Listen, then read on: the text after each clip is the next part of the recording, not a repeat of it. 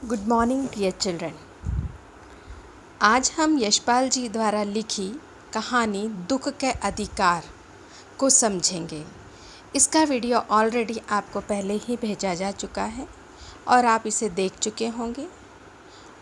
उसी के आधार पर एक्सप्लेनेशन भी हो चुका है और क्वेश्चन आंसर भी मिल चुके हैं। आज मैं फिर से इसे एक्सप्लेन कर रही हूँ और इसके पश्चात आपको एक्स्ट्रा क्वेश्चन अतिरिक्त प्रश्न भी अटैच मिलेंगे जिसे आपको अपने आप कंप्लीट करना है। डियर चिल्ड्रन, आप में से कई बच्चे यह पूछ रहे हैं कि कॉपी बनानी है क्या। कॉपी बनानी है। कॉपी के पेजेस 200 से लेके 300 तक के हो सकते हैं। लॉन्ग कॉपी बनानी है और उसमें स्पर्श, संचयन और हिंदी व्याकरण तीनों एक साथ ही लिखना है। बाइफरकेशन नहीं करना है। इंडेक्स में लिखना है कि कौन से पेज पर कौन सा लेसन और क्या है। I hope everything is clear. अब हम यशपाल जी के जीवन परिचय के बारे में जानकर कहानी को सविस्तार समझेंगे। यशपाल जी का जन्म फिरोजपुर छावनी में सन 1903 में हुआ था। 1903 में हुआ था। इनकी प्रारंभिक शिक्षा स्थानीय स्कूल में और उच्च शिक्षा लाहौर में हुई थी। यशपाल जी विद्यार्थी काल से ही बचपन से ही क्रांतिकारी गतिविधियों में जुट गए थे। इसी कारण वे अमर शहीद भगत सिंह के साथ मिलकर भारतीय स्वतंत्रता आंदोलन में इन्होंने भाग लिया था। यशपाल जी की प्रमुख कृतियाँ इस प्रकार हैं: देशद्रोही, पार्टी कामरेड, दादा कामरेड, झूठा सच और मेरी तेरी उसकी बात। ये सभी उपन्यास है, नॉवेल है। मेरी तेरी उसकी बात पर यशपाल जी को साहित्यिक अकादमी पुरस्कार भी मिला हुआ है। यशपाल जी की कहानियों में कथा रस, कहानियों में जो बहुत आनंद आता है, कथा रस मिलता है। इनकी कहानियों में या इनकी रचनाओं में वर्ग संघर्ष, समाज जो विभिन्न कैटेगरीज में डिवाइड है, उच्च वर्ग, मध्यम वर्ग, निम्न वर्ग, अर्थात विभिन्न वर्गों का संघर्ष, उन मनोविश्लेषण और पर व्यंग किया गया है, कमेंट किए गए हैं। यशपाल जी ये मानते हैं कि समाज को उन्नत बनाने के लिए, समाज में उन्नति करने के लिए, समाज को उन्नति के लिए सामाजिक समानता के साथ साथ आर्थिक समानता बहुत ज़्यादा ज़रूरी है। प्रस्तुत कहानी दुख का अधिकार। इस कहानी में यशपाल जी ने देश में फैले हुए अंधविश्वास और ऊंच नीच के भेदभाव को बेनकाब किया है।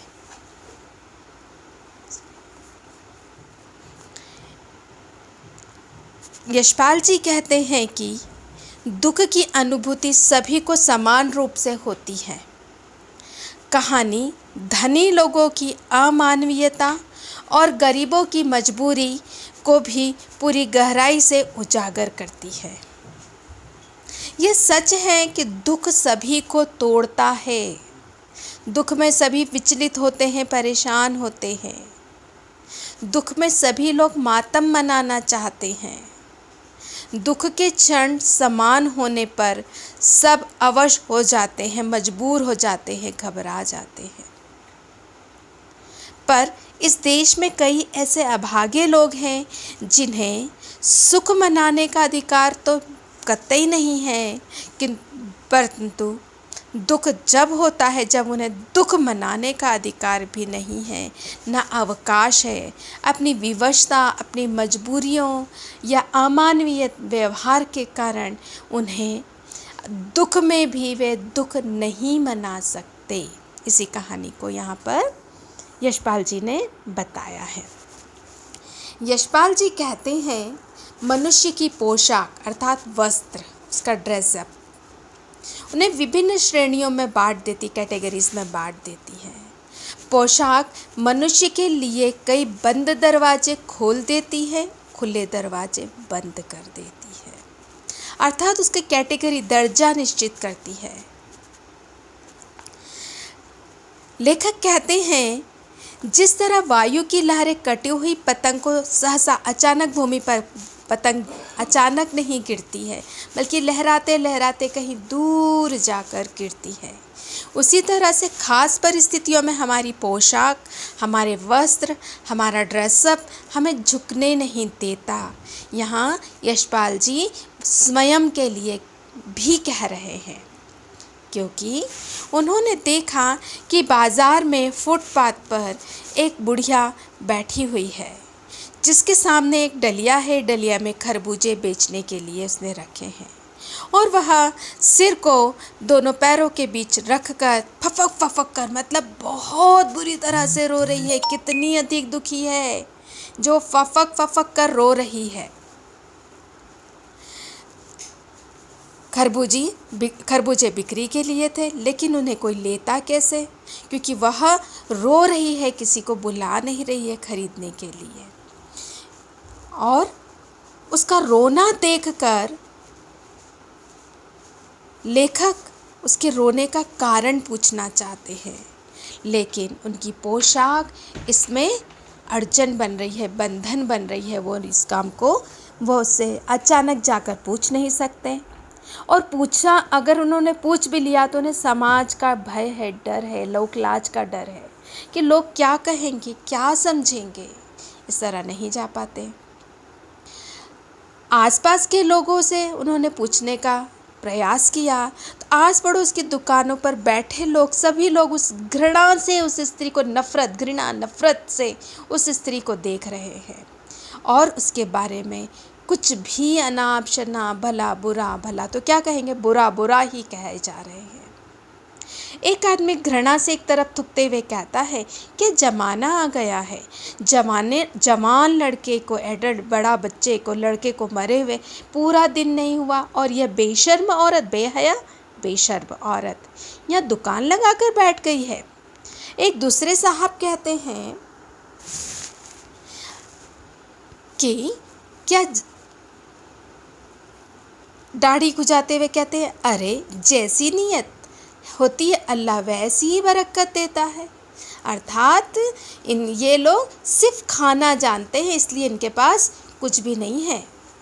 सामने फुटपाथ पर खड़े हुए एक आदमी ने माचिस की तीली से अपने कान को खुजाते हुए वो बड़े बेशर्मी से कह रहे हैं, ये कमीने लोग रोटी के टुकड़े पर जान देते हैं, इनके लिए सारे रिश्तों के नाम देके बेटा बेटी, खसम लुगाई, हस्बैंड वाइफ, धर्म ईमान सभी रोटी का टुकड़ा है। परचून की दुकान पर बैठे लाला जी ने कहा, सामान पासी दुकान पे सामान बेचने वाले एक आदमी ने कहा, अरे भाई इनके लिए मरने जीने का कोई मतलब नहीं है, पर दूसरे के धर्म का तो जरा ख्याल रखना चाहिए। इस तरह से सभी उस बुढ़िया को कोस रहे थे, लेकिन उसके रोने पर कोई भी दुखी नहीं था, कोई भी उसकी मदद करने के लिए आगे नहीं बढ़ रहा था। कहते हैं कि जवान बेटे के मरने पर 13 दिन 13 डेज का सूतक रहता है। सूतक अर्थात घर में अपवित्र माना जाता है। जब किसी के यहाँ किसी का जन्म होता है अथवा मृत्यु होती तो कहा जाता है 13 दिन का सूतक, अर्थात उसके घर में को अपवित्र माना जाता है कुछ दिनों के लिए, 13 दिन के लिए। अब 1000 आदमी आते जाते हैं, शायद कोई भी इसका खरबूजा अगर खरीद लेगा तो घर में किसे क्या पता किसके घर में सूतक है, उसका तो धर्म ईमान कैसे रहेगा। इस तरह से सभी उसे और कोस रहे थे, इस दुखी बुढ़िया के दुख को और अधिक बढ़ा रहे थे। तभी लेखक ने बहुत व्याकुल थे। थोड़ा और दूर जाने पर उन्हें पता लगा कि इसका 23 बरस का 23 ईयर का एक जवान बेटा था, एक ही बेटा था जिसकी मृत्यु हो गई। बहू बीमार है, पोता पोती भूख से बिलबिला रहे हैं, जिसके कारण आज ये बाज़ार में खरबूजे बेचने आई है। इसका लड़का शहर के पास एक ज़मीन पर 1.5 बीघे ज़मीन पर कचियारी मजदूरी का काम करता था। और खरबूजे या साग सब्जियां लाकर बेचा करता था, उगाया करता था। इस तरह से घर का यापन चलता था, निर्वाह होता था। लड़के की बुढ़िया माँ अब गीली में एक दिन क्या हुआ, लड़का अपने इस कार्य के लिए, कछियारी के लिए, मजदूरी के लिए जब खेत में बेलों से खरबूजे की बेल से खरबूजे बिन रहा था, तोड़ रहा था, तभी वहाँ पर एक सांप पर उसका पैर पड़ गया। सांप ने उसे डस लिया और लड़के की मृत्यु हो गई। वैसे लड़के की शायद मृत्यु नहीं होती, लेकिन यहाँ हम अंधविश्वास को देखते हैं। बूढ़ी माँ अब अंधविश्वास के कारण डॉक्टर के पास न जाकर ओझा अर्थात झाड़ने फूकने वाले को बुलाती है। झाड़ने फूकने वाला आता है, वह नाग देवता की पूजा करता है और जो भी चीज़ें घर में रहती हैं, खाना, अनाज, कपड़े या और भी जो भी चीज़ें, वो सब दान दक्षिणा में उसे दे देते हैं। घर में जो भी था इस तरह से चला जाता है। अब सभी लिपट लिपट के भगवाना अर्थात बूढ़ी माँ के बेटे से रोते हैं, लेकिन क्या था, वो तो चला गया। बचा कुचा अनाज, घर का जो भी जेवरात थे, पैसे थे, सब दान दक्षिणा में चले गए। फिर भी देखिए कि हमारे देश में अंधविश्वास का कितना बोलबाला है। डॉक्टर के पास जाती तो शायद बच्चा बच जाता, उसका बेटा बच जाता, लेकिन नाग देवता के पास गई, पूरे शरीर में विष फैल गया, बच्चे को भी नहीं बचा पाई और घर का भी सब कुछ सामान, अनाज सब चला गया। उसके बावजूद बूढ़ी माँ अब सामाजिक रीति रिवाजों से बंधी हुई है। कहती है, जिंदा आदमी तो भूखा भी रह सकता है, लेकिन मुर्दे को नंगा भी रह सकता है। मुर्दे को कैसे नंगा विदा किया जाए, अर्थात सामाजिक रीति रिवाज की यहाँ दुहाई दी गई है। उसके लिए भगवाना जो कि मर गया है, उसके लिए नए कपड़े लाते रीति रिवाज, और जो भी अंतिम संस्कार के दौरान जो भी रीति रिवाज होते हैं, भोज कराना, दान दक्षिणा कराना, जो भी बुढ़िया माँ से होता है, सब वो कार्य करती है। अतः घर में जो कुछ भी थोड़ा बहुत भी बचा था, वो भी भगवाना के अंतिम संस्कार में उसको विदा करने में चला गया। दूसरे दिन अब बच्चे भूख से बिलबिला रहे, छोटे बच्चे हैं, बहू बुखार से तप रही है, भाई बेटा चला गया है, माँ बहुत दुखी है, लेकिन बहू और पोता पोती को तो मरते नहीं देख सकती है। अब बूढ़ी माँ को कोई भी उधार देने को भी तैयार नहीं है।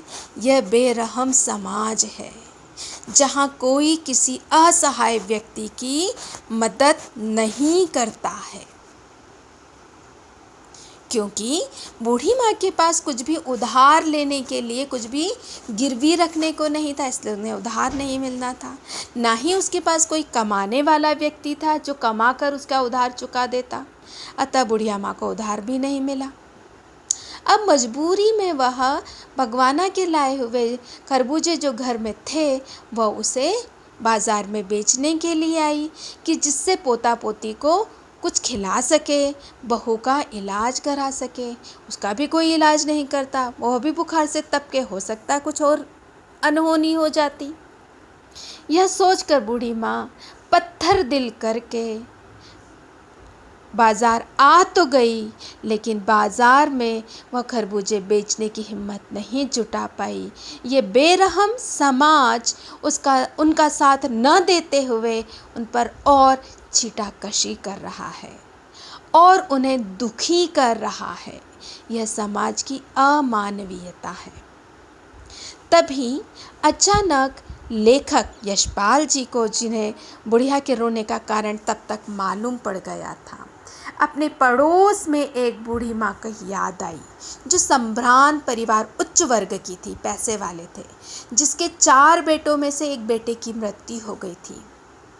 उसके घर में सारी सुविधाएं थी, तीनों बेटे अच्छे से कमाते होंगे, तभी तो वो बूढ़ी माँ 2.5 महीने 2.5 मंथ 2.5 महीने तक अपने बेटे के दुख में दुखी रही, थोड़ी थोड़ी देर में बेहोश हो जाती थी। बूढ़ी माँ, उस माँ के दुख में पूरा शहर दुखी था। सभी लोग उनके यहाँ दुख में दुखी होकर बैठने जाते थे, दुख बांटना चाहते थे। 2 डॉक्टर उनके सिरहाने रहते थे, क्योंकि उन्हें किसी अन्य चीज़ की कोई फिक्र नहीं थी। घर में खाने पीने को भी था, अन्य काम भी चल रहे थे, तो वह आराम से अपने बेटे का गम शोक मना सकती है। लेकिन दूसरी ओर वह बूढ़ी गरीब माँ यह नहीं कर सकती, क्योंकि मजबूर है। अगर वह कमाएगी नहीं, पैसा लाएगी नहीं, तो घर में वह पोता पोती भी शायद भूख से बिलबिलाते हुए मर जाए। उसकी बहू जो बुखार से तप रही है, वह उसके साथ कुछ अनहोनी हो जाए। उसे अपनी परवाह नहीं है, वह अपना पेट भरने की वह नहीं सोचती है, बल्कि अपने परिवार, अपनी मजबूरियों के कारण, मजबूरी वश वह बाज़ार में आती है, खरबूजे बेचना चाहती है।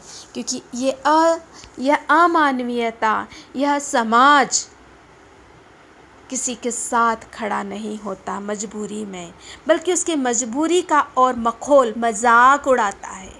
यही दुनिया है डियर चिल्ड्रन। इसलिए हमें हमारे माता पिता की बातों को मानना चाहिए। समाज में जो लोग दीन हैं, दुखी हैं, उनके लिए हमें यथासंभव मदद करनी चाहिए। और किसी के बिना सोचे समझे, किसी के अगर दुख को अगर हम बांट ना सके तो कोई बात नहीं, लेकिन दुख का कारण नहीं बनना चाहिए, उसके दुख को और बढ़ाना नहीं चाहिए। जैसे यहाँ पर बाज़ार के लोग उसके दुख को कम तो नहीं कर रहे हैं, लेकिन बढ़ा रहे हैं।